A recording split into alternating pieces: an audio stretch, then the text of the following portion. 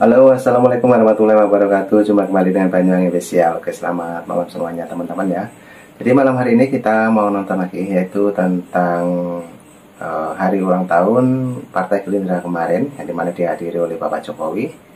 Dan kali ini ada Rocky Gerung teman-teman, yang berkomentar mengenai Partai Gerindra, juga mengenai kehadirannya Pak Jokowi ya di acara itu.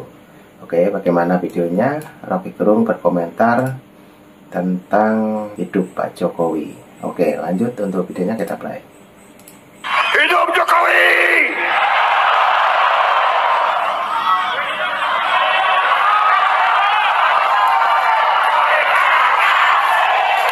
Terima kasih, terima kasih, terima kasih, terima kasih, Pak Jokowi, Pak Jokowi. Halo, apa kabar? Saya Rusman Arif bersama dengan Bung Rocky Gerung dari Forum News Network. Bung Rocky banyak yang terkejut ketika Pak Prabowo tadi ketika menyampaikan sambutannya dalam HUT ke-17 Partai Gerindra meneriakkan yel hidup Jokowi. Ya, padahal 2 hari sebelumnya kan dia menerima pencalonannya sebagai capres pada tahun 2029 nanti. Artinya kan ini ada sikap yang kontradiktif. Kalau kita lihat sekuensi dari peristiwa ulang tahun Gerindra kan didahului oleh Munas yang kemudian menjadi Rakernas mungkin, yang kemudian ditingkatkan statusnya di Munaslup, yang menghasilkan keputusan yang akhirnya menunjukkan apa sebetulnya keinginan Prabowo, yaitu ingin jadi presiden di 2029. Jadi kira-kira hal yang cukup mendebarkan itu tentu tidak sepengetahuan Jokowi kan, karena tiba-tiba Munasnya berubah menjadi Munaslup itu, atau Rakernas jadi Munaslup. Jadi sebetulnya ada juga upaya untuk mengimbangi keputusan hari sebelumnya dan mengeluk-elukkan Jokowi hari ini, kan itu soalnya. Jadi semacam sugar cover itu, kertas permen itu untuk supaya terlihat manis. Tapi saya kira itu satu-satunya yang bisa kita baca di dalam proses atau dalam peristiwa politik tadi itu adalah sugar cover itu. Jadi seolah-olah ada manisnya tapi dalamnya itu pahit sebetulnya. Nah, begitulah politik, selalu ada dua sisi itu, sisi yang dimanis-maniskan karena ada yang memang sudah pahit untuk ditutupi kan. Jadi kelihatannya itu yang terjadi.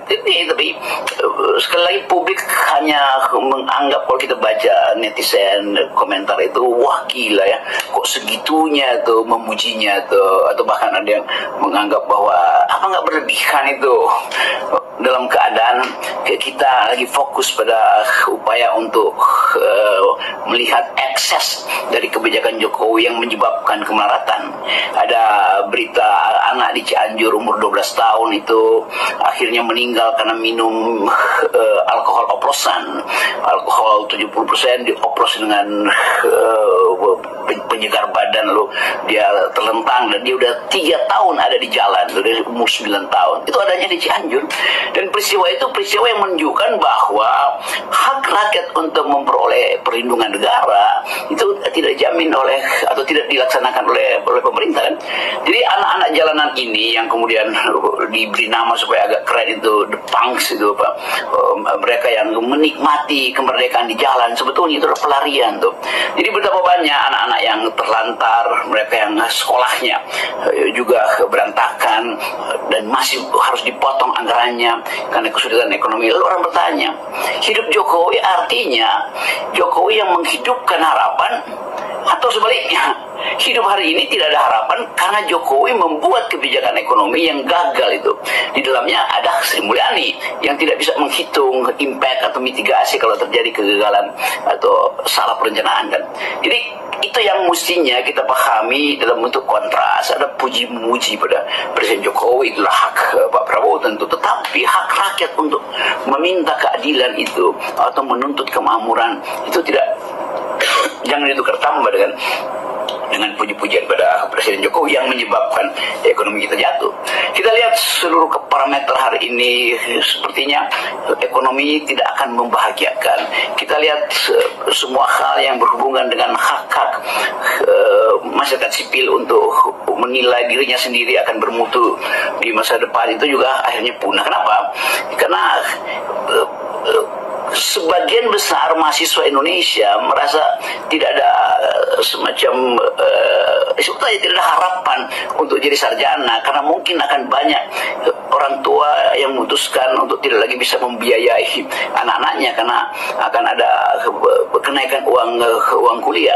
Kendati Sri Mulyani menjaminkan tidak boleh ada kenaikan uang kuliah, tetapi bahkan kalau jaminan itu ada, orang akan ingatkan, bukankah Pak Prabowo yang berjanji dalam kampanyenya selain makan siang bergizi yaitu membebaskan uang kuliah? Kan itu intinya tuh, dan banyak hitungan yang mulai melihat apa sebenarnya trade off antara makan siang bergizi buat anak-anak yang mungkin akan menelan biaya 800 atau mungkin sampai 1 triliun setiap tahun dengan kebutuhan untuk menghasilkan sarjana-sarjana yang betul-betul terlatih di dalam berpikir dan punya kapasitas untuk bersaing dengan perguruan tinggi di sekitar Asia. Kan itu sebetulnya trade off-nya di situ tuh. Mana yang lebih mungkin untuk dijadikan alasan memberi makan siang bergizi atau membiayai mahasiswa yang bentar lagi DO itu. Tapi itu pilihan-pilihan yang mesti diucapkan oleh Presiden Prabowo sendiri. Saya mencermati berbagai pernyataan Anda yang masih tetap menganggap bahwa pernyataan Prabowo itu hanya semacam pemanis di depan Jokowi, sementara publiknya melihat secara berbeda dan menyimpulkan ini nggak ada harapan lagi lah pada Prabowo kalau udah seperti ini untuk mengadili Jokowi gitu ya. Orang dia sendiri berkali-kali menyatakan kalau ada orang yang ingin memisahkan dia dengan Jokowi saja dianggap nyinyir, kemudian juga harus mikul dur mendem jeruk, itu kan berkali-kali disampaikan oleh Pak Prabowo. Dalam kaitan ulang tahun Gerindra, publik menyorot atau ingin tahu apakah PDIP diundang. Ternyata ada PDIP diundang, tetapi bukan Megawati yang datang, bukan Puan Maharani, pasti bukan Hasto, tetapi dua orang petinggi partai, satu Oli Dondo Kambe, yang kedua Pak Bendahara Saleh. Oke. Jadi tetap orang ingin intip juga apakah PDIP punya semacam atau Prabowo punya akses pada Megawati untuk mengundang datang ke Gerindra, tentu dengan pemberitahuan lebih awal bahwa Pak Jokowi akan datang loh. Jadi mungkin Ibu Mega menganggap bahwa kalau dia nggak datang itu nanti ada pertanyaan apakah betul PDIP memusuhi Prabowo, apakah betul PDIP tidak menginginkan Jokowi datang ke situ sehingga jadi tukar tambah. Mega hanya bisa datang kalau Jokowi nggak datang tuh. Sebenarnya juga Jokowi mungkin tahu bahwa oke, Ibu Mega nggak akan diundang atau diundang tapi pasti akan mengirim utusan aja, maka Jokowi memutuskan datang satu keluarga, bahkan Jokowi, Gibran, Kaisang, Bobi segala macam tuh. Ini juga semacam petunjuk kecil bahwa kimia politik sedang mengalami perubahan. Ibu Mega tetap mestinya kan Ibu Mega yang datang tuh karena kita lihat persahabatan Ibu Mega dengan Pak Prabowo. Tetapi sinyal yang diperlihatkan Mega hanya mengirim dua wakilnya tuh. Jadi ada sesuatu yang masih digantung oleh Mega, yaitu apakah Megawati akan dapat diandalkan oleh Prabowo untuk menjaga keseimbangan politik di parlemen. Nah, pertanyaan itu belum dijawab melalui kehadiran Oli dan Pak Abdullah apa. Jadi tetap terlihat bahwa masih ada proksi atau masih ada upaya untuk saling kirim sinyal tuh. Dan sekali atau mungkin karena Ibu Mega belum di Indonesia, tapi sekali lagi kelihatannya bahwa upaya untuk menjembatani Mega dan Jokowi itu udah nggak mungkin tuh.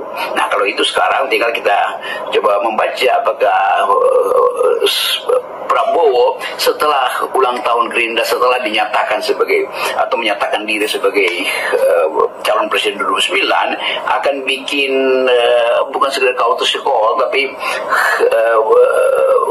semacam komposisi baru untuk memperlihatkan bahwa setelah ada kesepakatan atau keputusan bahwa Gerindra akan mencalonkan Presiden Prabowo, itu berarti Gibran tidak akan dicalonkan lewat Gerindra.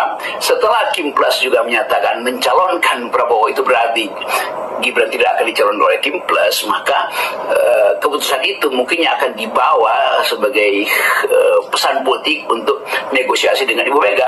Jadi kira-kira itu kalau kita berupaya untuk melihat komposisi kehadiran PDIP di pesta Gerindra tadi.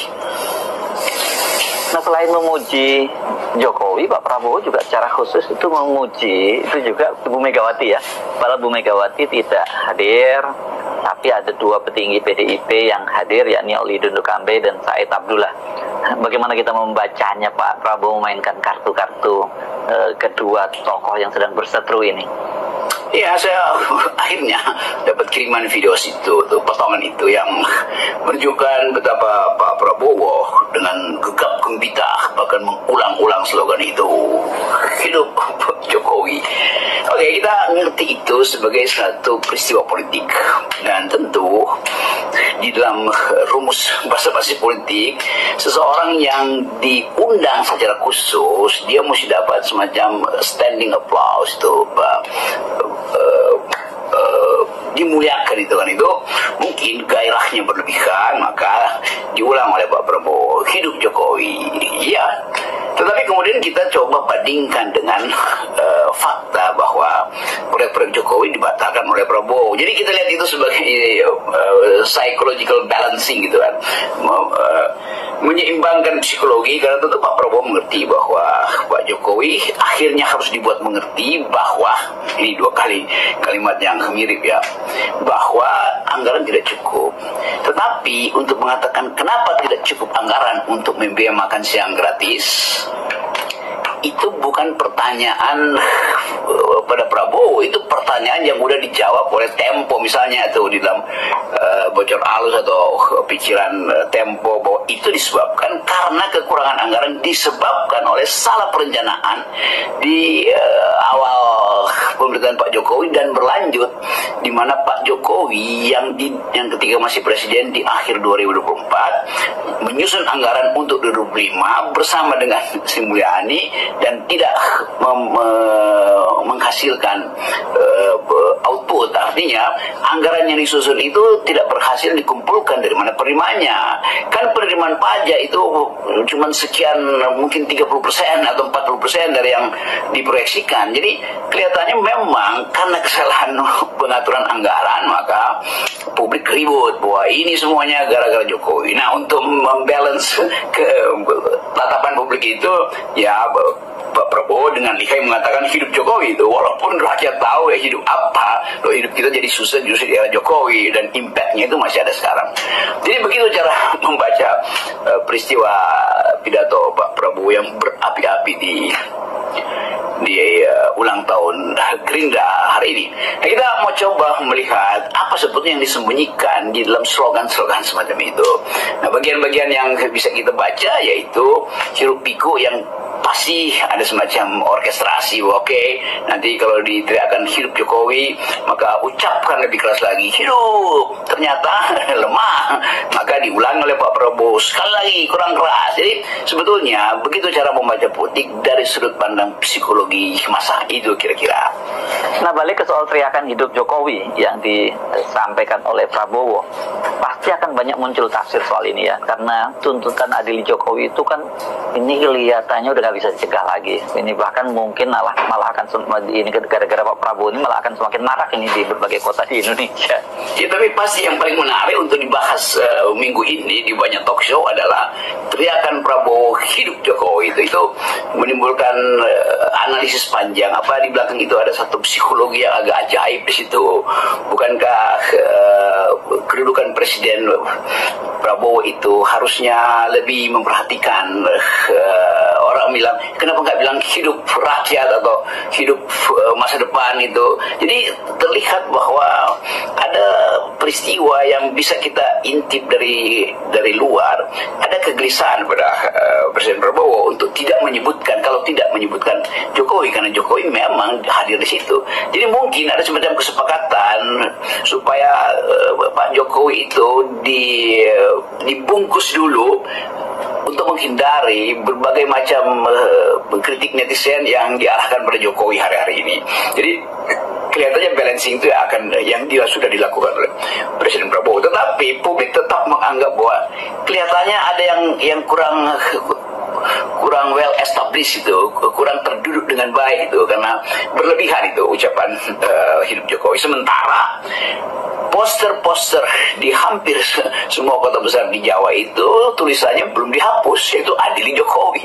Lalu orang bertanya-tanya, itu bagaimana ya, ada hidup Jokowi tapi tidak ada semacam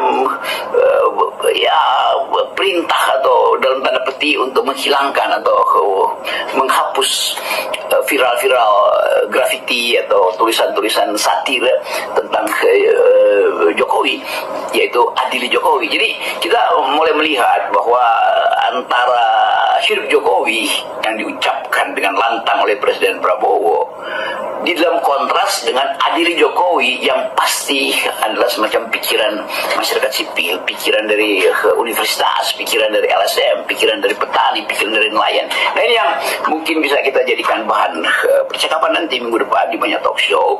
Apakah konsekuensi dari hidup Jokowi? Apakah konsekuensi itu mengarah pada pemujaan ulang seseorang yang di dalam daftar dalam daftar OCCRP menduduki peringkat kedua sebagai koruptor? Apakah poster-poster yang beredar adili Jokowi dengan sendirinya akan diturunkan minggu-minggu depan? Nah, itu yang kita sebut sebagai kue sera-sera, kalau kata lagu tuh. Kue sera-sera, the future's not ours to see. Kue sera-sera. Salam akal sehat. Salam akal sehat. Nah, oke teman-teman, itulah pendapatnya Rocky Gerung, teman-teman, yang kita tunggu-tunggu mulai kemarin mengenai kehadiran Pak Jokowi di hari ulang tahun Partai Gerindra, yang dimana di situ juga Bapak Prabowo ataupun Bapak Presiden kita menyebut hidup Jokowi, teman-teman. Dan kali ini itulah tanggapan dari Rocky Gerung mengenai acara tersebut. Dan mungkin teman-teman punya saran dan kritikan lain mengenai Rocky Gerung yang berpendapat seperti itu, yang baru saja kita tonton untuk videonya, silahkan tulis di kolom komentar saya. Oke, terima kasih. Jadi cukup itu dulu yang kita tonton. Nanti juga ada video lagi, tetap tunggu di Panjang Official. Sehat selalu, salam buat keluarga. Assalamualaikum warahmatullahi wabarakatuh. Sampai jumpa.